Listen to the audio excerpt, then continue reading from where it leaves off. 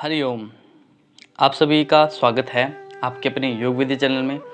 दोस्तों, जैसा कि आज के समय में कोरोना महामारी एक प्रचंड रूप में हमारे इस भारतवर्ष के अंदर, हमारे इस पड़ोस के अंदर, हमारे इस जीवन काल के अंदर आ चुकी है। इसी बीच में हमें किस प्रकार से अपने शरीर को फिट रखना है। लॉकडाउन लगा हुआ है, हम घर से बाहर नहीं जा सकते।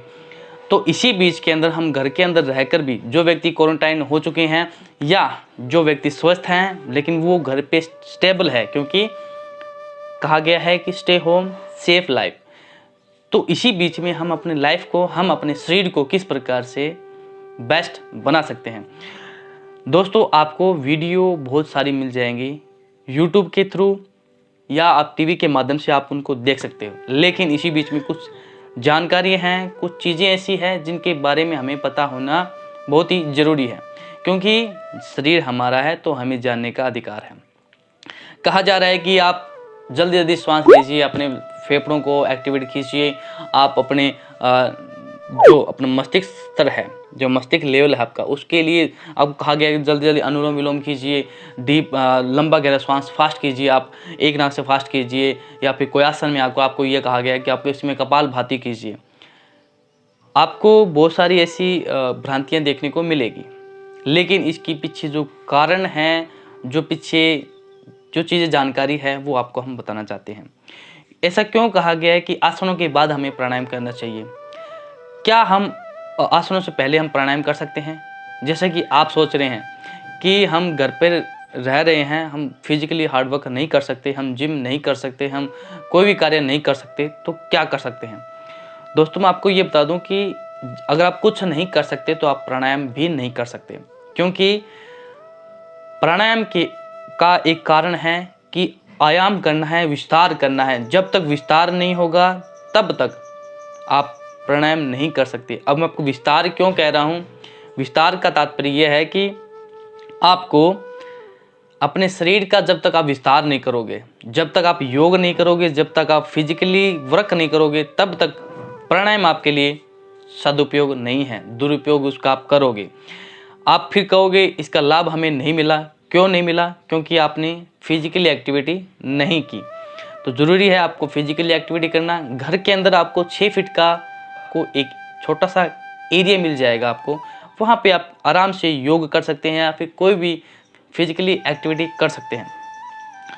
तो आपको मैं इसलिए क्यों कह रहा हूँ फिजिकली एक्टिविटी के ऊपर, मान लीजिए आपने कुछ समय तक आपके हाथों को इस तरह फोल्ड करके लेटे हुए हैं। एक समय ऐसा आएगा जिसके अंदर आपके हाथों के अंदर सुन्नापन हो जाएगा, यानी कि ऐसा कहा गया है कि आपके हाथ तो सो गए, कुछ भी एहसास नहीं होगा। क्यों नहीं होगा? आपने ये चीज़ ब्लॉक कर दी, यहाँ से ब्लॉक कर दी, सर्कुलेशन ब्लड का जो रुक गया, इसको वापस किस प्रकार से आप जगाओगे? या आपके कभी ऐसा हुआ है, आप मान के चलिए आप बैठे हैं पद्मासन के अंदर या फिर सुखासन में बैठे हैं, आपका पैर सो गया, तो आप क्या करते हो? या तो भागते हो या फिर उसको हिलाते हो, जिससे कि ये मेरे सो गए तो इसको मैं क्या करूँगा? हिलाऊंगा। ठीक है, तो ये हिलाने से क्या हुआ? हाँ, इसकी फिजिकली एक्टिविटी शुरू हो गई। फिजिकली एक्टिविटी शुरू होगी तो इसकी जो मसल्स हैं वो क्या होगी? ओपन हो गई।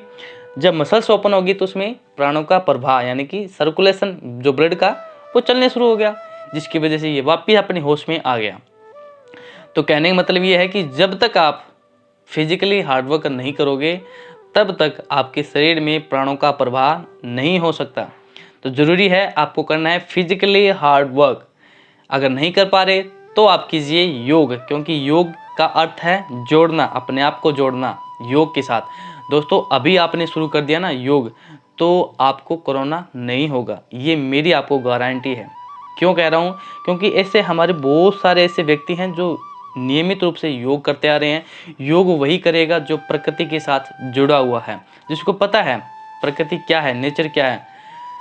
एक भ्रांति नहीं है, एक सच्चाई है कि आप आज तक प्रकृति पर क्या कर रहे हो? रह रहे हो। प्रकृति इस धरती पर आप रह रहे हो, एक रेंट पे रह रहे हो, लेकिन आपने उस चीज़ को ना क्या क्या कर दिया? आपने नहीं, हमने भी क्या किया?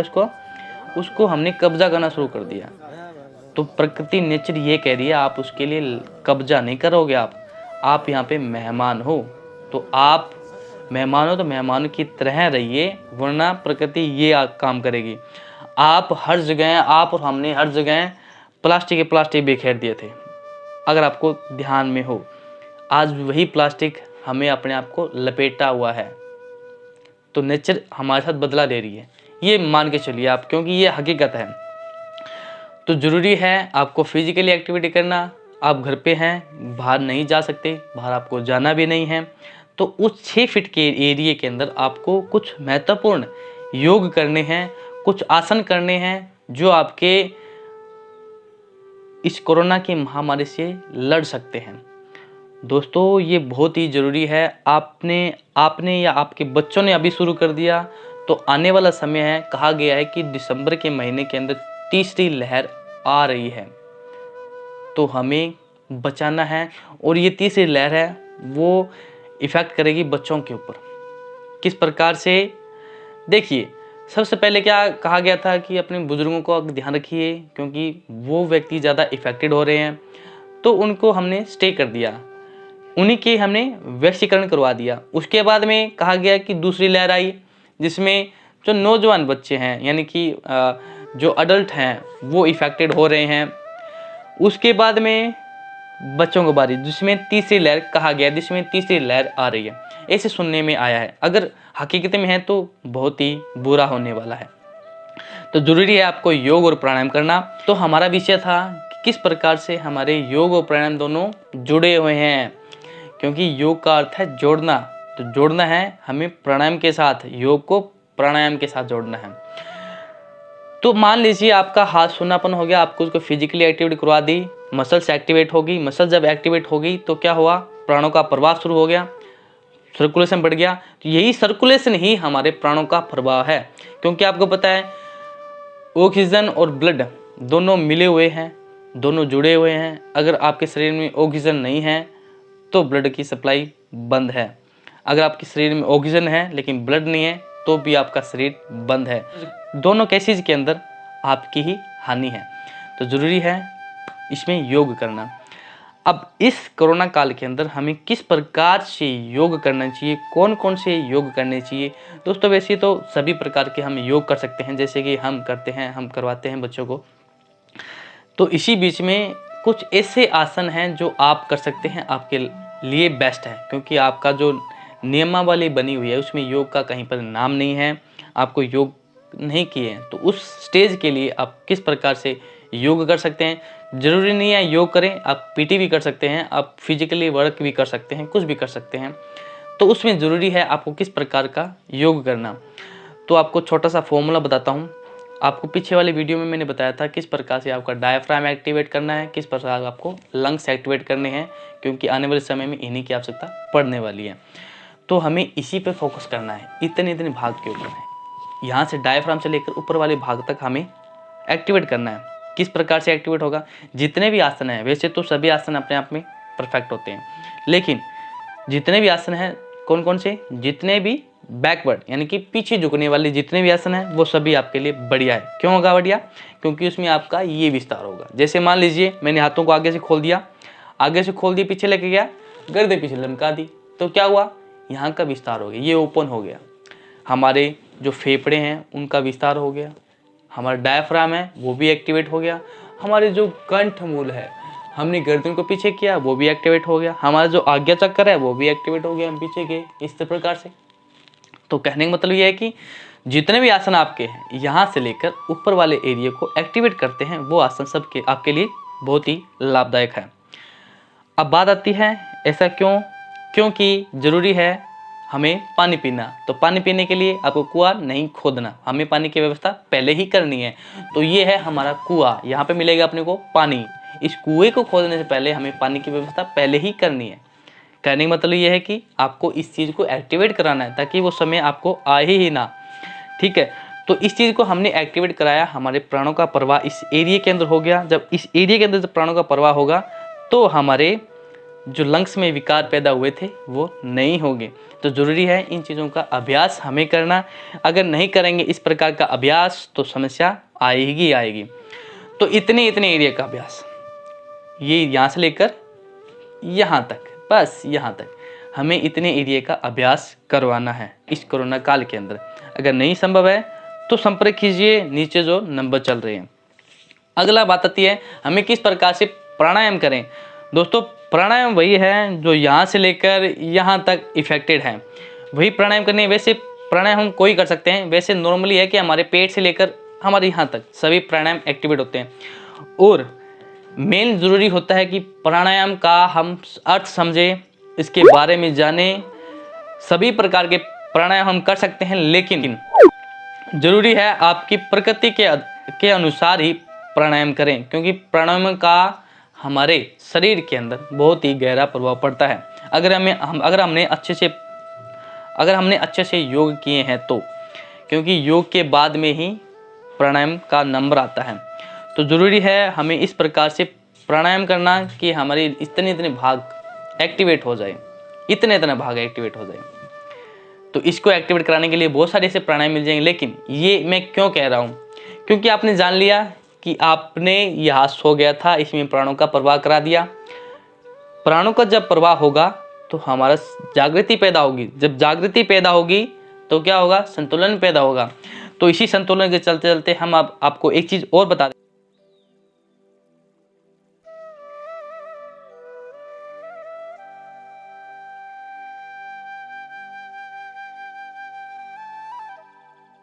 देते हैं कि प्राणायाम करने हैं उनका विस्तार के साथ, प्राण का आयाम करना है। चले वा चले चितम निश्चलम निश्चल भवेत, यानी कि जो प्राण वायु चल रही है उसको स्थिर करना है, जल्दी नहीं करना। ठीक है। एक शास्त्रों में एक लाइन लिखी गई थी जिसमें कहा गया था तस्मिन् सति श्वास पर श्वास योग गति विच्छेदः प्राणायामा। कहने का मतलब है तस्मिन् का मतलब है किसके पश्चात, योग के पश्चात हमें क्या करना है, श्वास पर श्वास। हमने लिया श्वास, छोड़ दिया श्वास, यानी कि श्वास पर श्वास ऑक्सीजन और कार्बन डाइऑक्साइड, श्वास पर श्वास योग गति विच्छेदा। इस जो बीच में जो प्रकट हो रही है इसका विच्छेद करना है, इसका विच्छेदः प्राणायामा। जब इसका विच्छेद होगा, जब इसका विस्तार होगा, वही प्राणायाम है। हम सुनते आ रहे हैं कि जल्दी कपालभाति कीजिए, जल्दी भ्रष्टिका प्राणायाम कीजिए, जल्दी अनुलोम विलोम कीजिए, ये गलत है। इससे हमारे फेफड़ों का विस्तार नहीं होगा। तो जरूरी है हमें इनका विस्तार करना, इनका आयाम करना, प्राणायाम। ठीक है, प्राणायाम मतलब उसका आयाम करना, उसका विस्तार करना है हमें। तो डीप इनहेल और डीप एक्सहेल आपका होना चाहिए। हड्डियों के जितने भी ग्रंथ है उसमें कहा गया है कि इसको एक रेशियो बना दिया कि आपको कितने समय में श्वास लेना है, कितने समय तो उसको रोकना है, कितने समय के बाद आपको उसको छोड़ना है। यानी कि जैसे मैं श्वास लेता हूं तो होता क्या है, देखिए आप, मैं श्वास ले रहा हूं, मान लीजिए मैंने 1 सेकंड में श्वास लिया, अब उसको 4 सेकंड तक उसको मैं रोकूंगा, रुक गया, उसके मैं 2 सेकंड में धीरे धीरे निकालूंगा उसको।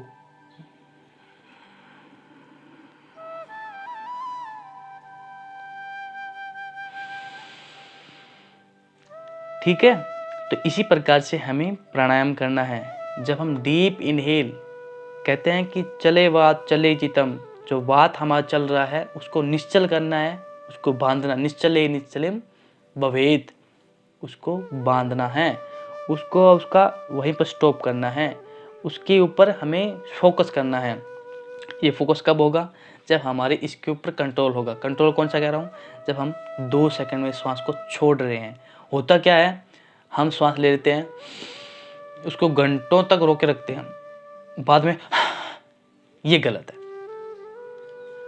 आपके कैपेसिटी के अनुसार ही उसका रोकिए।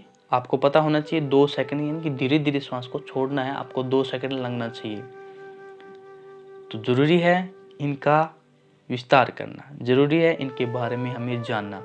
तो हम जल्द ही एक वीडियो लेके आएंगे जिसमें आपको बताएंगे कौन से आपको योग करने हैं, कौन से आपको प्राणायाम करने हैं, जो आपके लंग्स के लिए, आपके हार्ट के लिए, आपके डायफ्राम के लिए, आपके गले के लिए, आपके अपर वाले ENT के लिए, सब के लिए महत्वपूर्ण होंगी, लेकिन उन चीज़ों से बचिए जो आपको जल्दी जल्दी कह रहे हैं, क्योंकि जल्दबाजी में आप क्या करोगे, सूर्य को एक्टिवेट कर दोगे।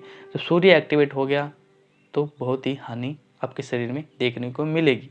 हमें सूर्य और चंद्रमा के अंदर जो बैलेंस है वो ही बना के चलना है, ताकि हमारा जीवन सफल हो, ताकि हम जिसके लिए अभ्यास कर रहे हैं वो अभ्यास परफेक्ट हो। हरिओम।